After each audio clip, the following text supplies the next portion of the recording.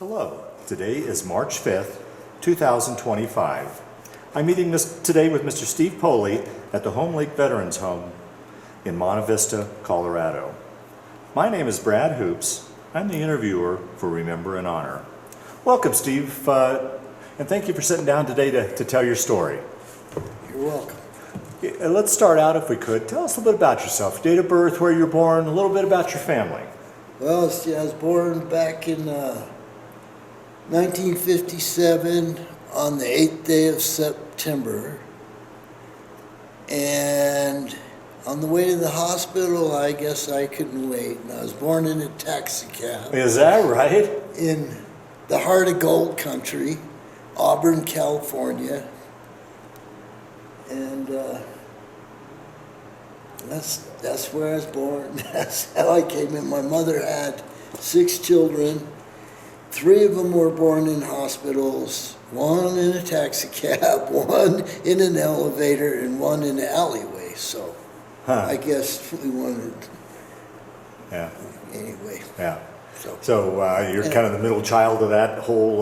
No, I'm the second to the oldest. Oh, okay. But actually, technically, I am the oldest because my brother Bob was born on leap year back in 1956. Okay. All right. Yeah. All right.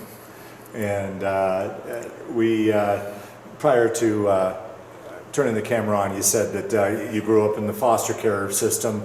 If you want to talk about that, if not, we can move on into further on into your story. Yeah. Well, I was. There were some things that happened, and my dad kidnapped us from Mississippi when I was about 4 years old. He might have been 5. He's 18 months older, so he's 5 and a little bit. My little sister was like 2 or whatever, because she was born in 1959. And it was a terrible long ride. Back in them days, there wasn't a lot of money around, so we kind of got stranded somewhere in Texas. And my older brother, who I always felt like was my younger brother, but we had to shine shoes, and I guess they felt sorry for us and would give us, a nickel here, a dime here, and we shined shoes for a couple hours while my dad, he was a weightlifter, and he always had to pump iron, and he'd tell us the weight there, so we'd have enough for a couple White Castles to share, but we got malnutritioned, and authorities God took us and put us in an orphanage. And we woke up and we had cornflakes and electric lights, orange juice. We thought we died and went to heaven. We were starving, basically, malnutrition. And anyways, my dad kidnapped us from my mother's side of the family, and he kidnapped us out of the orphanage. We went to California. We were there about a month, and he was paying some lady to babysit us while he was at work. He was pulling green chain at a mill, and one day the babysitter didn't show up, and there's 3 of us, and we're hungry, so we went and said, okay, let's start with vitamins, but I guess we got some other pills that were in there, and they always told us, don't ever go play out in the front porch, you always go and play in the backyard. But that day we broke the rules. After taking all the vitamins, and some of them weren't vitamins, we all overdosed. So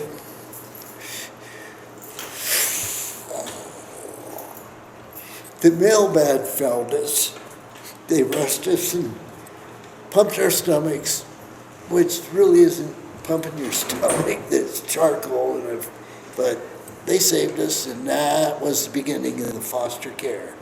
So we're kids, and the first family, they keep you together. And then after 6 months, they farm one this way. And so I did that. And a lot of things were horrible. There was, I would say, 2 families out of 19 that were decent. And the rest, some were okay, and the rest, wasn't a good scene. But I made it through that. I learned a lot, and I met a few. My favorite people have always been veterans. And Tom Gibson, he was a pilot, he was a full bird colonel, and a doctor. Saved my life one time, and I'll never forget, he let loose with some words about what is going on here with this kid, because he heard me coughing, and that cough almost took me out. And this is back when they still had the doctor bag. Oh, right. And he saved my life then, and I'm down the line for some other stuff. And he was a good man. And the Gibsons were awesome. But the rest were okay, except for my last one, but I had too much freedom. They were very, very, very liberal, but they were beautiful folks. And I ended up spending my last year in foster care with my uncle Ed, who was also a veteran of World War II, was a machine gunner, military police. He was my role model. And he had me for a year, and I got to hear the stories of the Pohley family, which I know quite a bit about now, but there are things I don't know, because I was raised by many different families. Right. So, so once you got out of the foster care system, is that when you joined the service then, or what? How'd that all come about? Well, I'd graduated from high school, and the last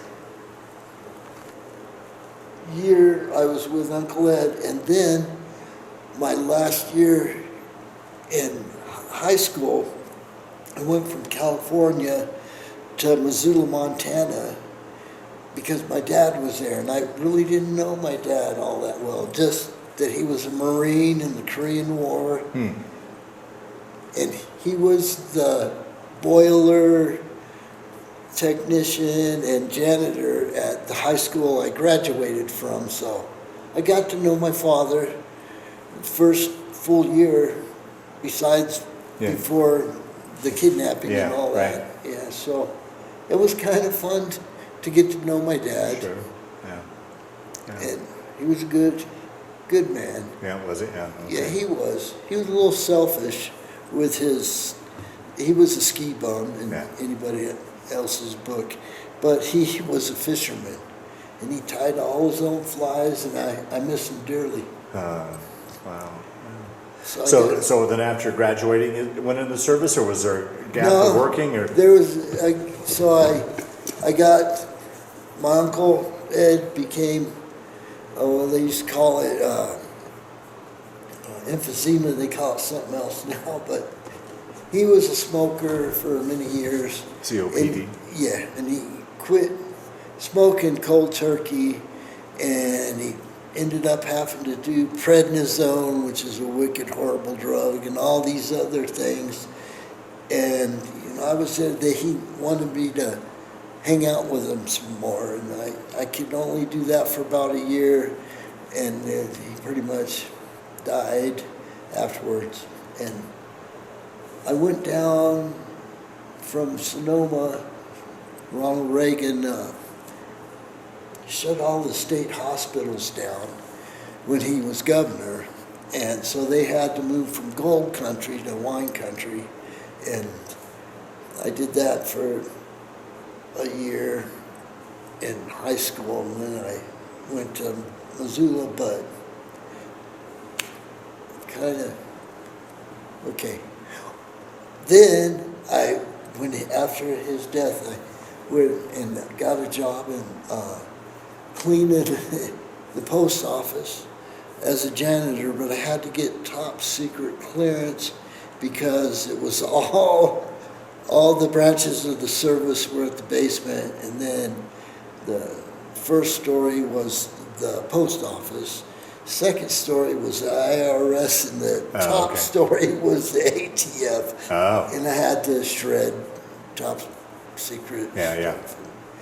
But every day I talked to all the recruiters and they all tried to get me. And so I said, I'm going to be like Dad and join the Marines.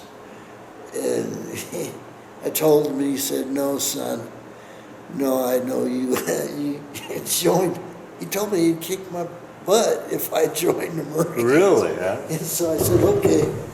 All right, so I joined the Navy on a delayed entry program because, well, I'd ask them questions like, okay, what if I don't like it? What's your least amount of time? And they go, we got the 3x3. And I said, oh, tell me about that. So it was 3 years active, and then 1 active after you get out. Yeah. You got to do your finish up.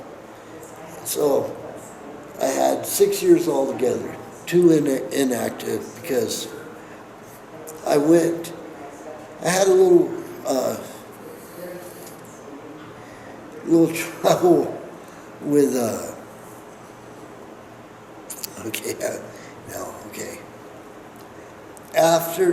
so now, all right, I'm retracing my story back to when I was in the military. So, got stationed in boot camp. On the delayed 6 months, I signed up and I had 6 months to get ready. Oh, right, yeah. Yeah, I mean, because I told you that they told me everything and they asked questions. And went to boot camp in San Diego. That was awesome. And how was that? How was that going from civilian life into military life? Was that much of an adjustment for you? No, not at all. No. Being in the foster homes, I was always used to change. So it was actually, I loved it. And a lot of people didn't like boot camp, but I thought it was great.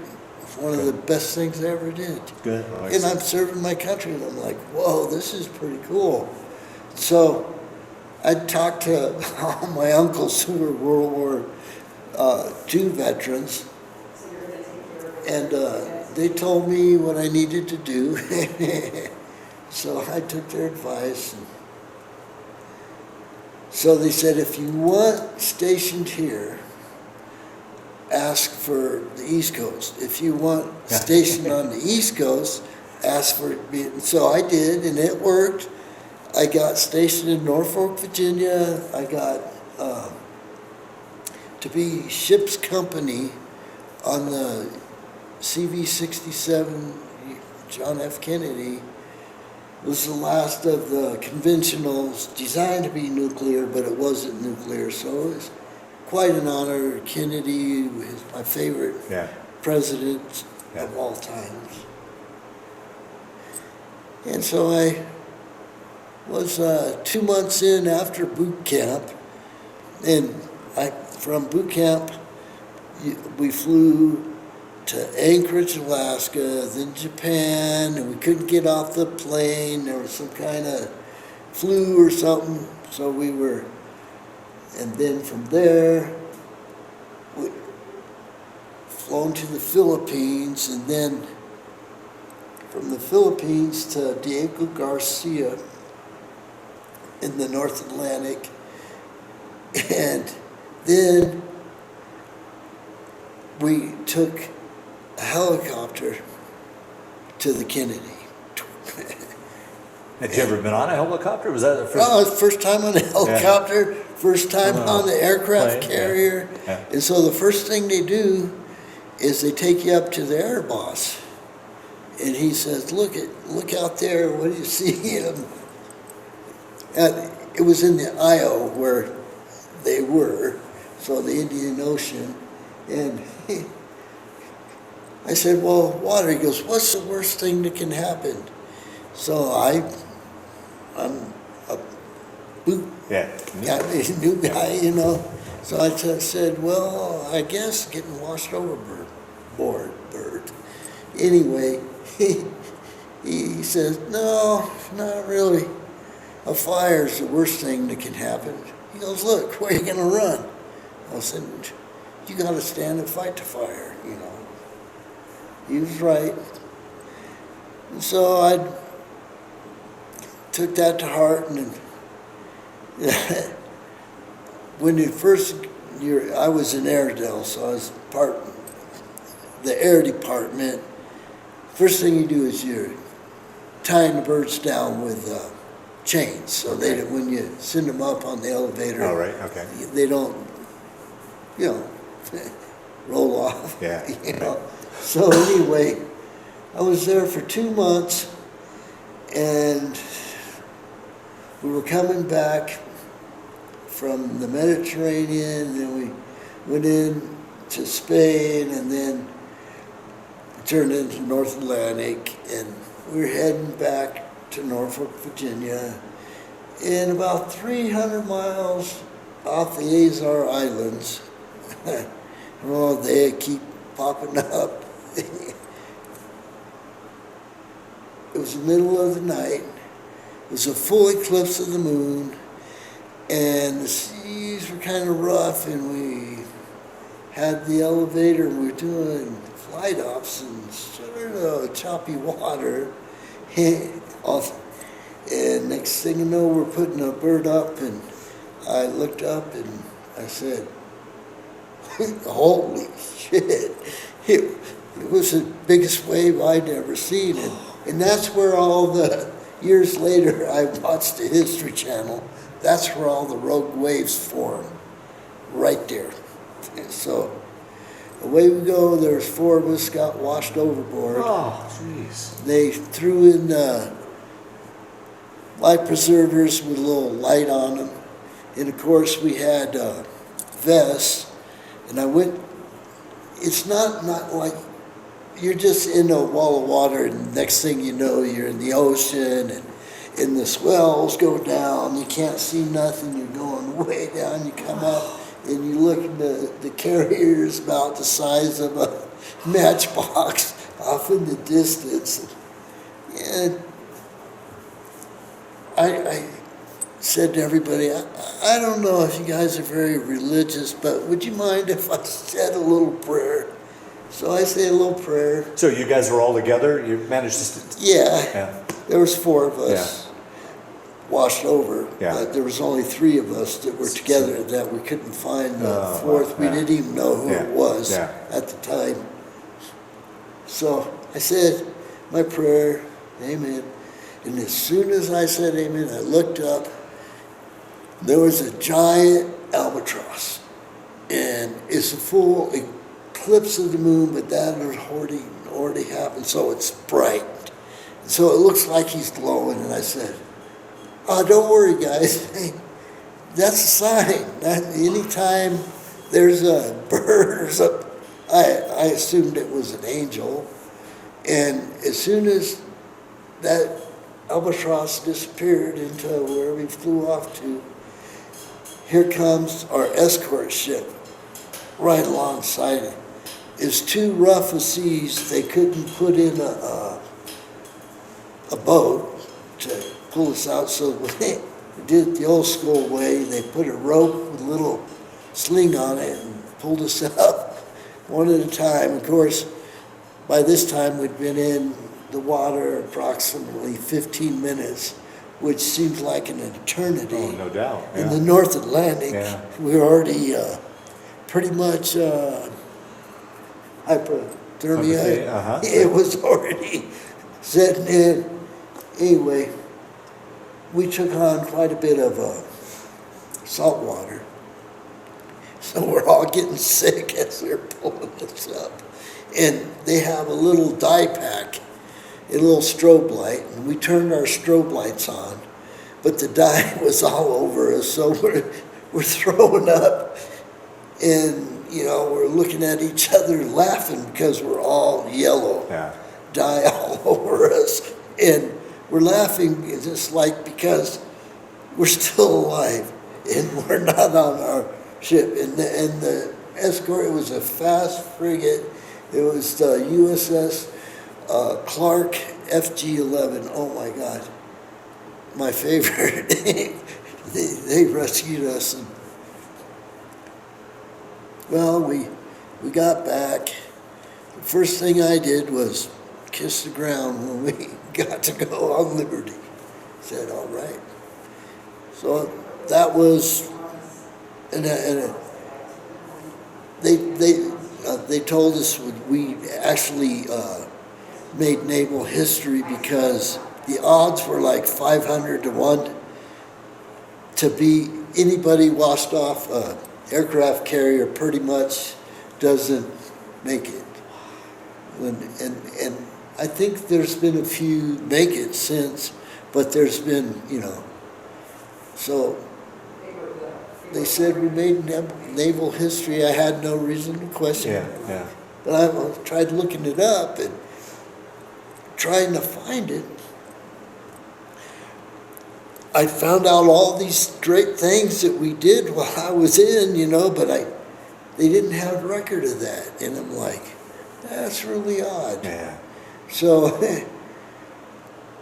I told you my uncles told me what to do. The smartest thing they told me was when you muster out, you get your DD-214 and get your medical records. Well, of course, it's on there, Good. Yeah, so, Yeah. I have proof, Yeah. and everybody knows. It was in the paper. I think it was in Norfolk. I think it was called the Pilot, the news. I mean, I'm sure it's in there. They got the newspaper articles, several of their papers, so it really did happen. But sometimes, after telling the story so many times, you go, and people look at you like, yeah, right. Well, it happened. So did they take you right to sick bay then, and did you have to spend time sick bay? We're still throwing up all over the place. That salt water, it makes you sick. You're not supposed to drink it. And as hard as you train in boot camp and do it, the only thing I thought that would make it a little easier was to kick my boondockers off. And I did that, and it did help. They're like little weights. So what were you thinking? So you're back on the ship. You're in sick bay. You're finally, in a warm, comfortable bed. The adrenaline is starting to finally wear off, and now you got time to decompress and think about that. What was going through your mind? Everybody always says, "Oh, the sharks." I'm like, "No, it's the North Atlantic. There's sharks and whales and all that." But the Russians had been following us, going through our garbage. My worst fear was getting picked up by the Russians. Yeah. Oh. To me, that would have been, I wasn't even thinking about no dang shark. You said was the Russians? Yeah, they'd been following us, going through our garbage. Wow, man. In fact, it scared the whole ship. So we made these garbage chutes out of 50-gallon barrels with like ripper blades, and we just throw the garbage, and they were cut in half, invented or something. Anyways, it shredded them, which kind of broke my heart, because when you think about the garbage, it's shredded now. Anyway, that's another whole thing about, you don't even know until you're in the Navy where the garbage goes. Anyway, sorry. Oh, that's fine. Yeah. It's real. I mean, they got garbage piles the size of some of these small states we got. It's a true problem. It truly is. I mean, it's got to go. I know it's big and you can justify it, but you get used to throwing the garbage. Yeah. Yeah. Yeah. I'll leave it with that. Yeah, yeah. So what was life like on the carrier? I mean, and I guess I want to back up too. I forgot to ask. I mean, here's a boy that was landlocked most of his life. Now you're at sea. Did you get your sea legs right away, or how was that? Yeah. Oh, did you? Oh, I did. I loved it. Yeah. And I eventually I said you chalk and chain first, and then you get on the spotting dolly. You hook up to all the tomcats and the helicopters, all that good stuff. So, and most of your work was below deck, or were you guys up on? Oh, we're up top. Flight deck. We're just right under it. Oh, okay. And that takes a bit of getting used to, sleeping right under the arresting cables. Oh, geez. It's a horrible screechy noise you'll never forget. And if you ever hear it, there's only one place you're going to hear it, and it's on the carrier. So we slept with, double ear protection. Slept with it. And we still, most of us lost quite a bit of hearing. Wow. So, and then you get used to sleeping, you got a little, 3 racks high. Yeah. And you got to wait, and it's 12 on, 12 off, so you got to wait for the person to get out there, and then it takes a little getting used to. Yeah. But you can adapt to anything. So basically, 2 guys shared a bunk? Most anything. Yeah. Ha! Wow. No, we had 6, but we were 12 on, 12 off. And so you had the night crew. That's how they set it up. And then the day crew. Gotcha. Oh, right. Yeah, Okay, it's not like a submarine where you share the bunks. Well, I didn't know if you were sleeping while the night crew was on and vice versa. Yeah. Yeah. But, it was tight. In about, half of this size, you had 80 men. Oh, jeez. Yeah. There wasn't much room. He had a little locker that you slept on, and he stowed stuff there. And I think we did have a little locker for shoes and whatnot. Wow. How was the food? The food was awesome. Oh, was it, man? Yep, and that's the other thing that my uncles told me, get to know a cook, and I did, and it really is helpful to know the cooks. And each sailor has to do 6 months in the galley anyway, so. Yeah. The food was awesome. I won't complain that Kennedy had good food. Yeah. Sometimes we'd run out of fresh milk and have to drink the little soy milks or whatever, but you get used to that too. But Navy beans, oh my God, I still want them, We had really good cooks. Oh, good. Yeah. Good. I won't lie. Yeah. And there was, you could wait. The hardest part about it is, it's a carrier. There's 300 men were ship's company. We're always with the ship. That's what I was. But all the squadrons, there's 5,000 of them, okay? So what I'm trying to say is you better like to read Louis L'Amour or something while you're waiting for it, because it could be 2 hours if you want a good meal with all the trimmings.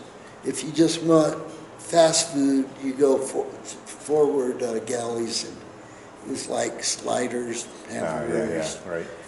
fried chicken, but everybody wanted the good stuff. They made a wicked good Waldorf salad. To this day, I still want that salad. Is that right?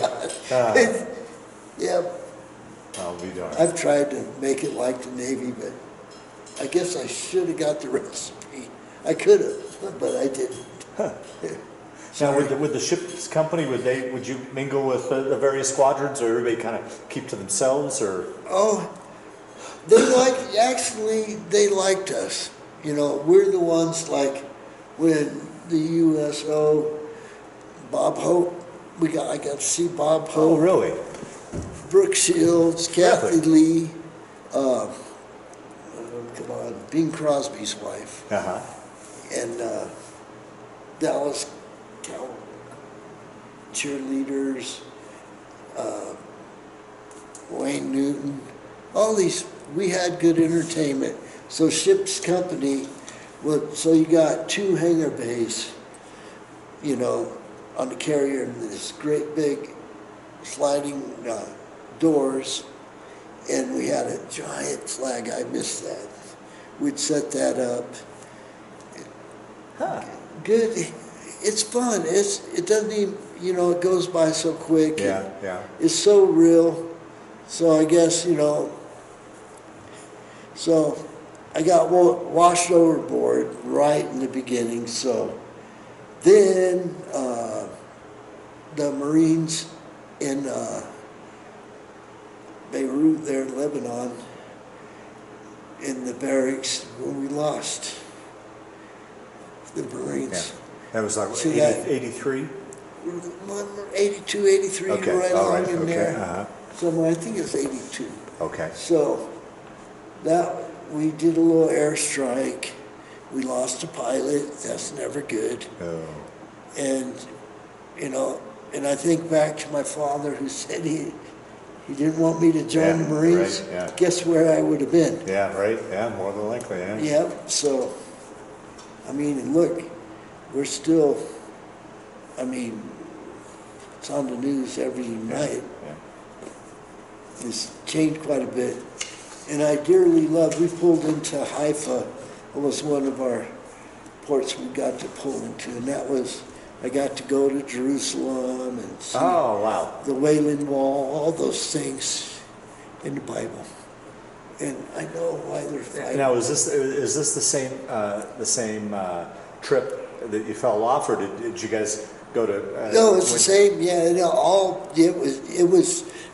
Wow. I'm like, well, Boom, boom, boom. what the Navy used to say, it's not a job, it's an adventure. Yeah, no doubt. That wasn't hype. That was for real, at least for me. Maybe some people go 20 years and not even see as much as I saw in 3.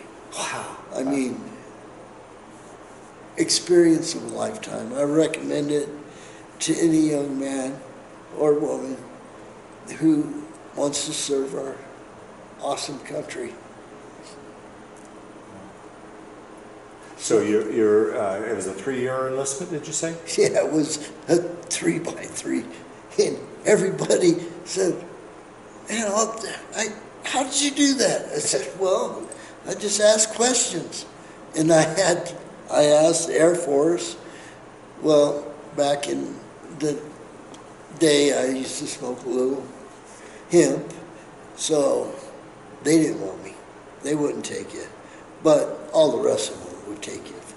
You know, but I've always been honest about what Yeah. Mostly, us sailors like to drink a bit, but I haven't had a drink in 33 years, and happy with that. I couldn't say I was the happy guy when I was drunk. I got too many different, I'm Irish, German, Native American, Scottish, English, and I guess Neanderthal. So I shouldn't be drinking.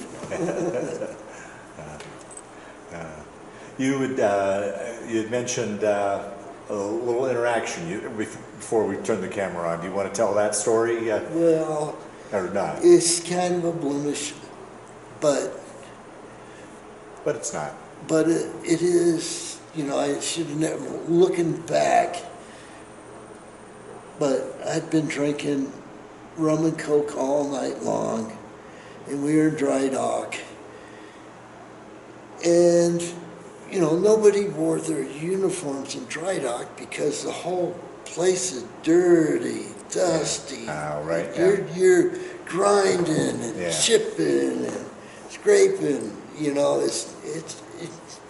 There's a lot of, to maintain. You have to pull into dry dock, so that's a whole different side. I mean, that carrier, you drop one bolt from the flight deck down, you're gonna kill somebody. That's 100-foot drop. I can't imagine the size of those things. I've never seen one, but I Oh, just they're can't imagine. huge. Yeah. They're huge. 4.5 football fields long. What was the question? Oh, the one I try to avoid, but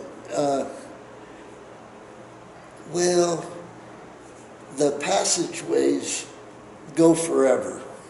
And I was always a good sailor, except if maybe I was drinking a little bit. My judgment got quite cloudy. And I saw somebody coming at me, and I stepped aside in case it's an officer, and then he kept coming, and he stepped over in front of me.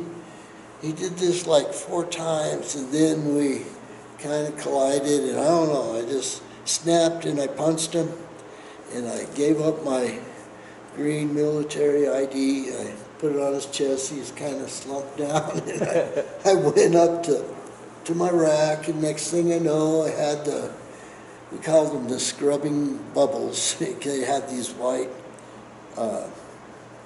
helmets and these nasty batons, the military police, and they had a little fun with me until all the rest of the guys said, "All right, that's enough. You're going a little too far." And seriously, I've been fortunate, and if anybody else might have done that, that might be Leavenworth. Yeah. I mean, so that's not a proud moment. It's a real moment. It happened. I got over it.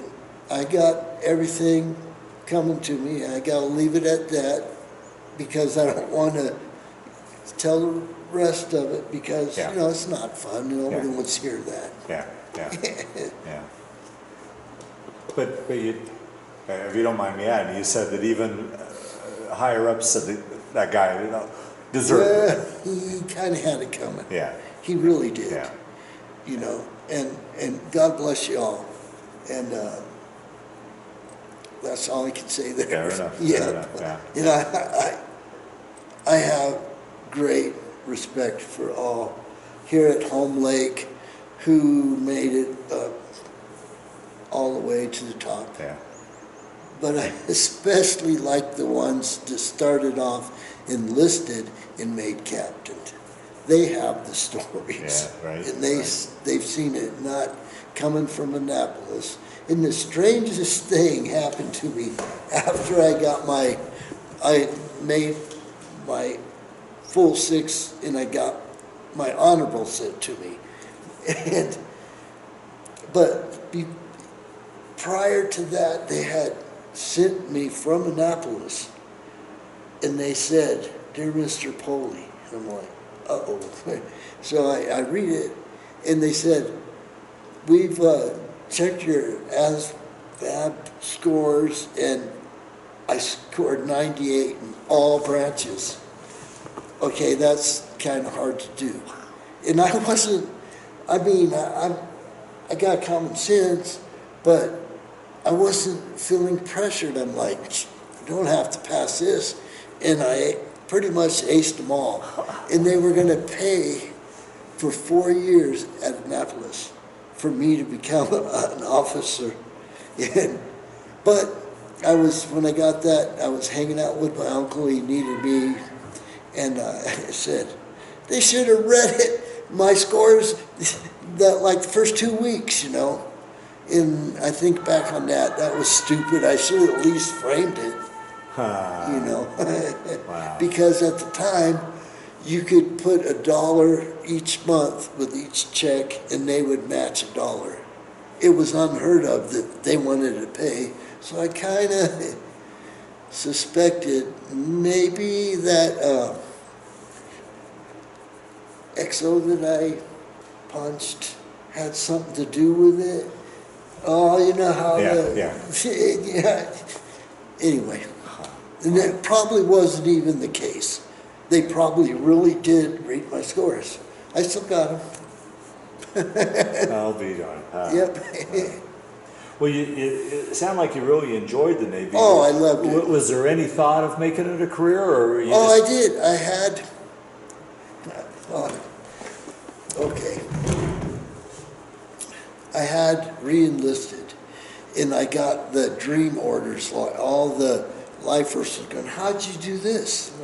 I don't know, but so I had all the time. The last 2 weeks, I wanted to go and see the Smithsonian, all that stuff that I'd never seen, the White House, all that stuff. I mean, it's just, you just hear about it and see it in pictures. And so, I guess I'm a little hot-headed.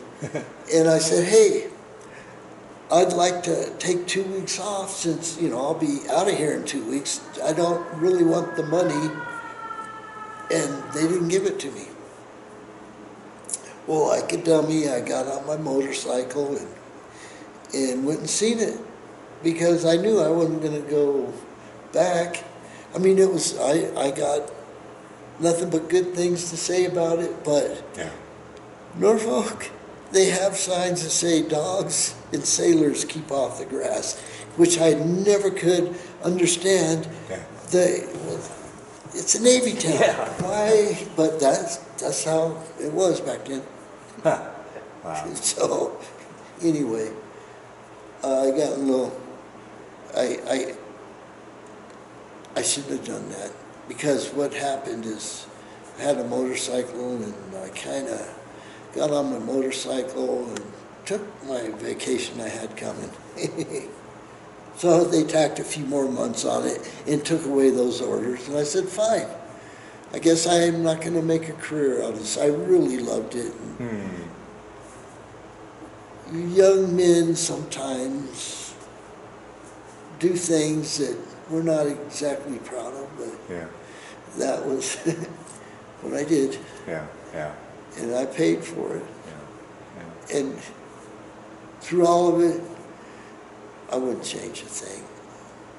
I just would, maybe I wouldn't have started drinking. I didn't know that it was such a, it's bad if you can't handle it. And I'm allergic to alcohol, so it just complicates it more. Yeah, right. Because I can do this, I know I can. All the practice in the world doesn't make it doable for me. And I don't have a problem with other folks who can have a few and that's it. So you get discharged. Take your story from there. Where'd you go from there and what'd you do? And for a moment there, I had a lot of my other uncles that I'd go help cross over. And for a moment there, I thought that was my new job. And I did that, and then I thought about Montana.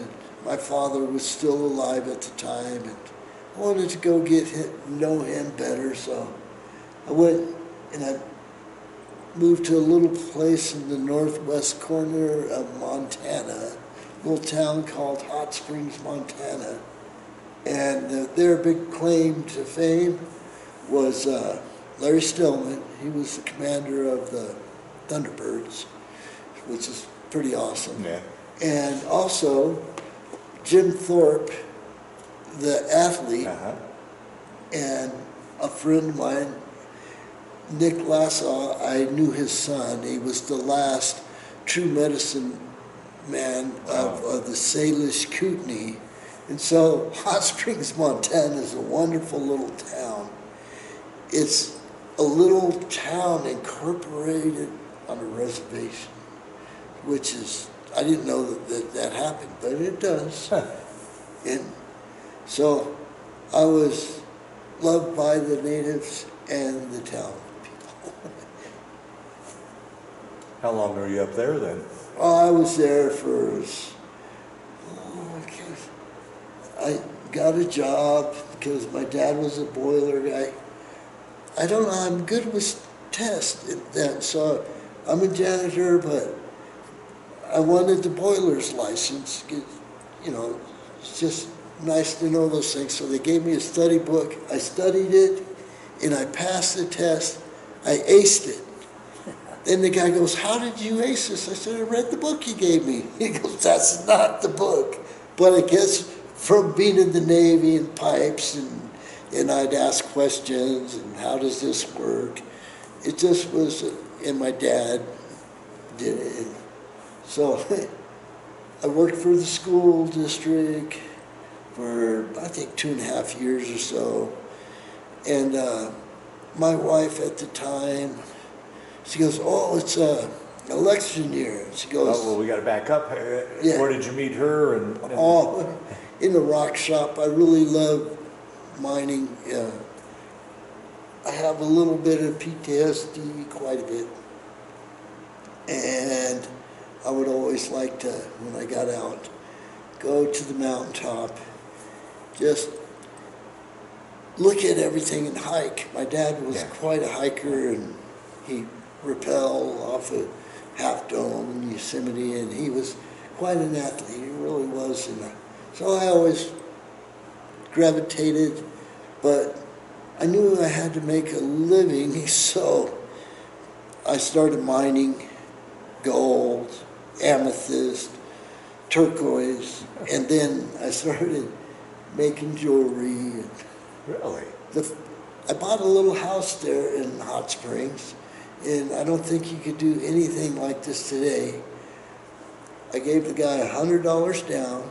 We shook hands, but in Montana, a handshake is legal binding. And it was $6,000 for a house in town. I could walk to work. And back then, I was young and I had a lot of energy. Sure. So I became a CNA at the rest home there. Was doing that. I was, before I got the school job, and I was working for the ranchers, changing pipe, and going out, digging rocks, making jewelry for people. I miss that little town, but I know if I went back, it wouldn't be the same.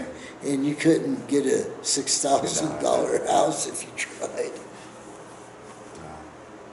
And so I did that. And then I went. So I met my first wife, and her father was Hans Moreau. He was one of the most famous bush pilots in Alaska. Wow. So she wanted to go, and I met her at a rock shop, like I said. Uh-huh. We got married at a place called the Cornhole, which was where they would soak their corns off their feet, and they had wonderful mud, all the minerals, everything you want, except the smell from Hot Springs. But since she used to work for the House of Representatives when she was young in Juneau, the state capital up there. So I don't know. She goes, let's go up there. There's tons of money in Alaska, and it's an election year. It's flowing, So we went up to Alaska, and that worked out. I enjoyed Alaska. It is awesome. Her father, Hans Moreau, he's in the museum at the airport. Wow. And they got a whole thing on him. He died one year at St. Lawrence Island.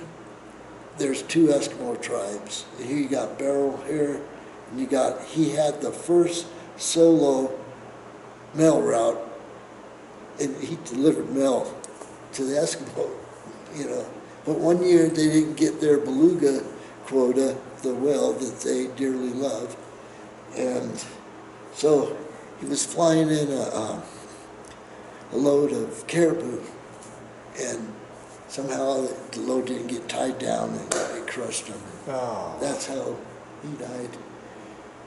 And, you know, a part I didn't tell you about, I thought she was pregnant when I was working for the school district.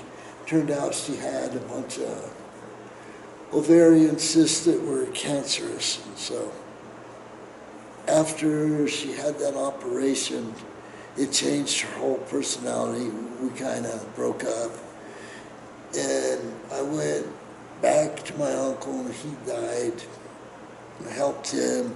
And then I moved here, the San Luis Valley down in northern New Mexico. Met my second love of my life. And What brought you down to this area? When I was living in Montana, like I said, I used to go mining up in Montana, 11,000 feet. That's where the good stuff is. And I met this young guy, just graduated from high school. I'm up there with a mining partner, and he's with his mining partner, and they're blasting Pink Floyd. And I said, oh my God, this is pretty cool. And we became best friends and mining partners. And his name's Will Tarbo, and he's an awesome dude. He lives in California now. He's still mining in the tourmaline mines in California with awesome veterans, you know. He's a good kid. His family started Snap-on Tools. Life is good, and he helped my dear Sarah I only got to be with her for 12 years, and she passed away of cystic fibrosis. God, it's one thing after another, but you know what? It's made me who I am today. That's okay. And she's in a better place. She can breathe. And, you know, I didn't know this at the time, but she had made out a will, and she wanted me to raise her son, and I helped her cross, and her first husband cross. There's been a lot of death and dying, but, you know, it's part of life. We all got to do it. So, the last time I went back to help another one of my uncles cross, and that was in Northern California, in a little place called Nevada City. It's kind of halfway up between Reno and Sacramento. Okay. On Highway 49 for the 49ers. And he was he was stationed in Pearl Harbor, so, I mean, I got to go, you know, which was an awesome thing, you know. And he didn't want to be 100, so he made it to 99, and I think he missed 100 by 2 months. But he got what he wanted. Yeah. He was a good man. He raised my dear aunt. She suffered from polio when she was young, and they had a daughter who had cerebral palsy, the worst of it, and that man was a saint. He loved his daughter, and back in the day, people will put him in the places we used to work, and that was it, not Uncle George. And she made it till she was 70 years old, in a wheelchair her entire life. She couldn't speak, but she could draw beautiful, but she had to use like her mouth and her elbow, and it took a while, but she could draw awesome.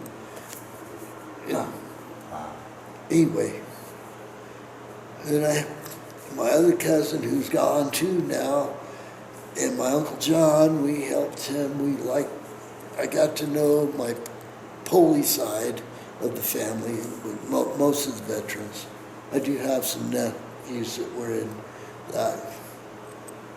Iraqi, all that. wars.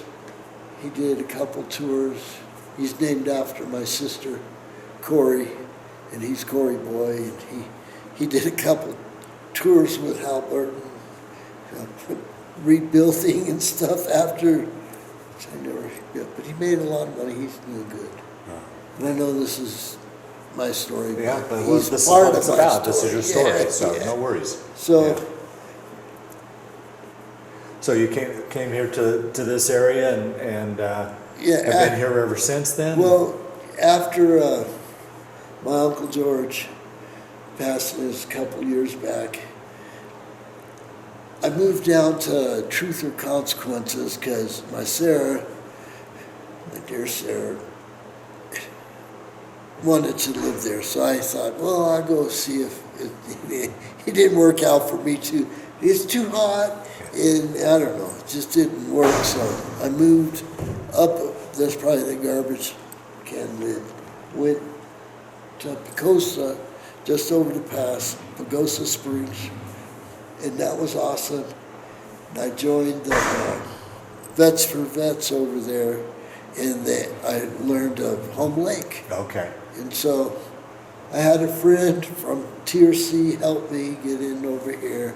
We met Pam and Lucy and everybody here. This is Oh, it seems like a wonderful place. Yeah. this is a wonderful place, Yeah. and a lot of us go, how could this be? You know, Yeah. how can this place really be? So it's a great place to finish up my run. Yeah. Now, you had mentioned earlier in the interview that you've got PTSD. Is that from your accident on the carrier? Yes. Yeah. Well, here's the deal. A rogue wave is the same force of that of a atomic bomb in nature. Yeah. That much force. So it kind of messed with my spine. Oh, and man. my spine's destroyed, and once that goes, it goes down. And Yeah, I yeah. need bilateral hip surgery. So are you 100% then? I am. Yeah. And I never wanted it.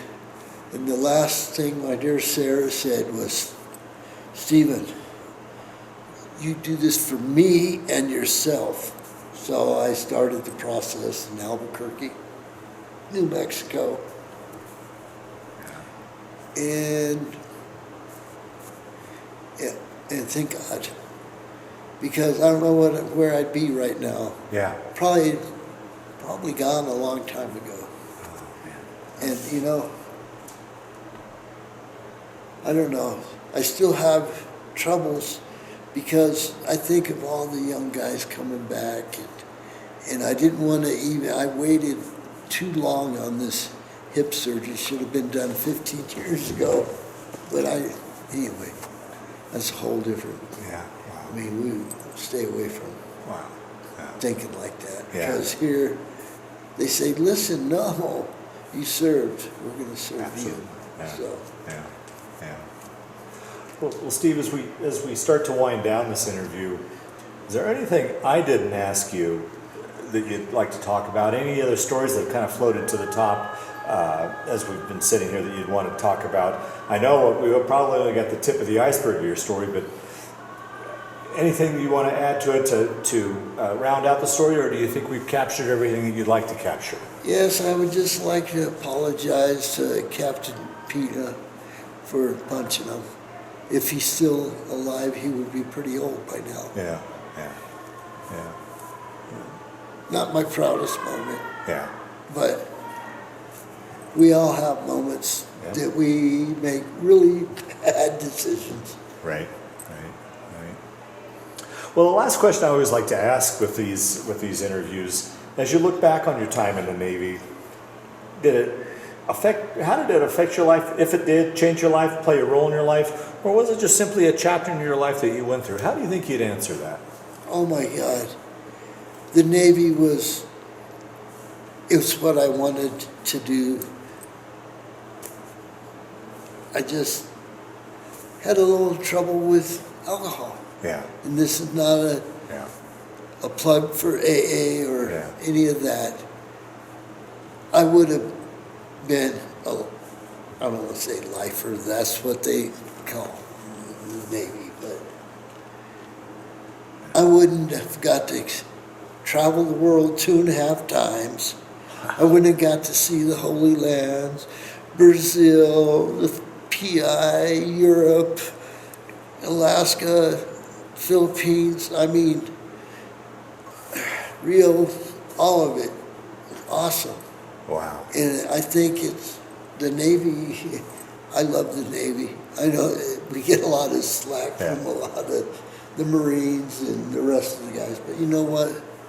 The Navy, I'm so proud to be a veteran of the United States Navy. Very good. And here we're all political parties put aside, we're all veterans. And we all served, and we all served honorably. And some of us were a little more radical than the others. Some of us are absolute saints here. You talk to some of these folks and they can't even talk about it to this very day. They break up too much. And some of their stories are just, oh my God. This place, and this is not a plug for Homelake. Homelake, we're so lucky this place is here. It is a part of history. Yeah. And so many, I mean, from almost every scrimmage, there's, this is where I want to be right now. Well, Steve, I want to thank you for sitting down to tell your story tonight, but more importantly, I want to thank you for your service to our country and the sacrifice you've made to our country. Thank you very much. I'd do it all over again. Yeah. All right. Very You're good. welcome. Yeah.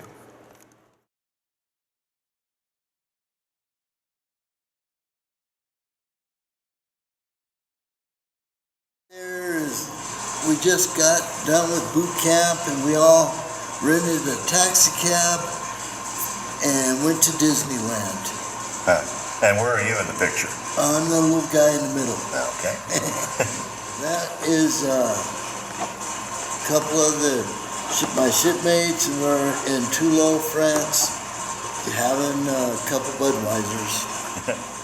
France once again with a dear friend of mine from Massachusetts, kicking back, drinking Bud. That would be the man, Bob Hope, with Miss America, back in, I want to say, 82. So they would, USO would fly out to the carrier? Yes, they would.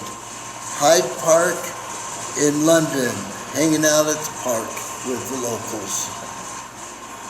Hanging out, waiting for orders from the tower to move some birds. There we are. Our division was V3. We were the air department. We moved all the aircraft up to the flight deck from the hangar bay. There was a little gathering of the Seventh-day Adventists aboard ship. There wasn't many of us. We were just worshiping. That was Capri, the Isle of Capri. You had to take the ferry out from Italy, Baboo, and go. And that was my friend Tom Bayalis.